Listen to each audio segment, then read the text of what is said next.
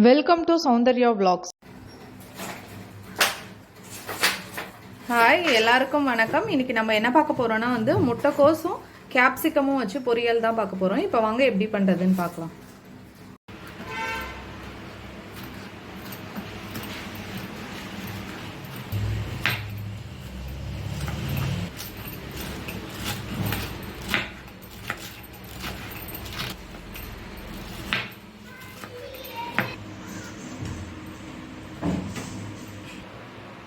இப்போ stove on பண்ணிக்கலாம். Stove on பண்ணி பாத்திரம் வச்சுக்கலாம். இப்போ பாத்திரம் நல்லா ஹீட் ஆகிட்டு எண்ணெய் சேர்த்துக்கலாம்.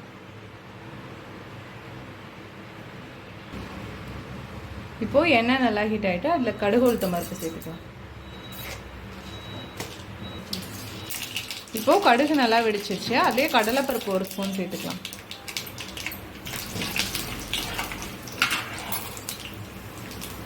அதுலேயே கருவேப்பிலை சேர்த்துக்கலாம். இப்போ அதுலேயே பல்லாரி வெங்காயம் ஒரு சின்னதாக ஒன்று சேர்த்துருக்கேன். பச்சை மிளகாய் 2 சேர்த்துருக்கேன்.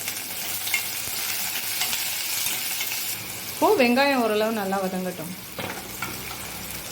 இப்போது வெங்காயம் நல்லா வதங்கிடுச்சு. அதில் நம்ம கட் பண்ணி வச்சுருந்த குடமிளகா கேப்சிகம் சேர்த்துக்கலாம்.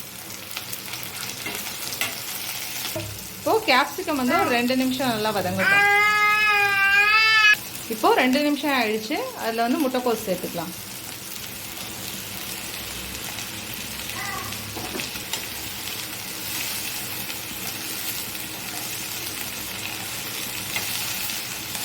இப்போ காய்க்கு தேவையான உப்பு சேர்த்துக்கலாம். உப்பு உங்களுக்கு எவ்வளோ தேவையோ பார்த்து சேர்த்துக்கோங்க.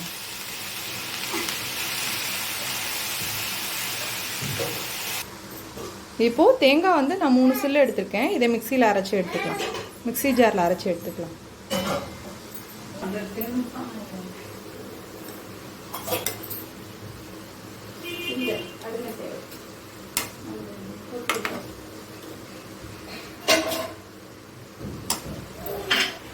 இப்போ இதை நான் தண்ணி தெளித்து வேக வைக்கல, அப்படியே தான் வேக வைக்கிறேன். மூடி வச்சு ஒரு 2 நிமிஷத்துக்கு ஒரு தடவை கிண்டி விட்டுட்டே இருங்க. ஸ்டவ்வும் சிம்மிலேயே இருக்கட்டும். இப்போது நல்லா வெந்துடுச்சு. இதில் தேங்காய் துருவலை சேர்த்துக்கலாம். தேங்காவை நீங்கள் துருவி கூட சேர்த்துக்கலாம். இதில் நான் மிக்சியில் தான் அரைச்சிருக்கேன். தண்ணி ஊற்றாமல் அரைக்கணும்.